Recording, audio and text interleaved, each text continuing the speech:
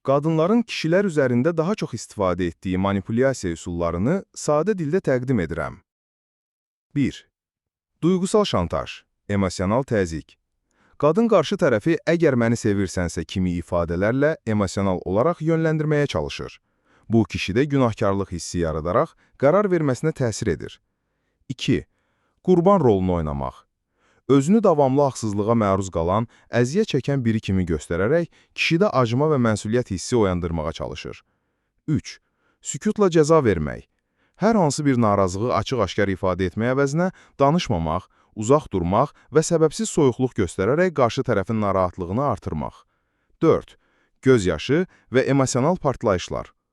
Emosional reaksiyalarla, məsələn, ağlamaq və ya əsəbi davranmaqla kişini istədiyi nəticəyə yönləndirmək cəhdi. 5. Müqayisə. Kişini başqa kişilərlə müqayisə edərək yetərsizlik hissi yaratmaq. Məsələn, fimankəs sevgilisinə daha çox dəyər verir kimi ifadələr. 6. Cazibədən istifadə. Fiziki və ya seksual cazibəni istifadə edərək qarşı tərəfi təsir altına almaq. 7. Məsələni dramatikləşdirmək.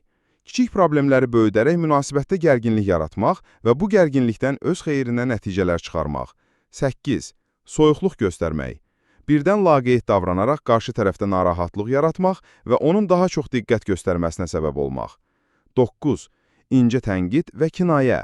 Açıq-aşkar demədən dolaylı və kinayəli şəkildə günahlandırmaq və ya alçaltmaq. 10. Maddi tələbləri sevgi ilə əlaqələndirmək. Maddi diqqət və hədiyyələri sevginin sübutu kimi təqdim etmək və bu yolla təzyiq göstərmək.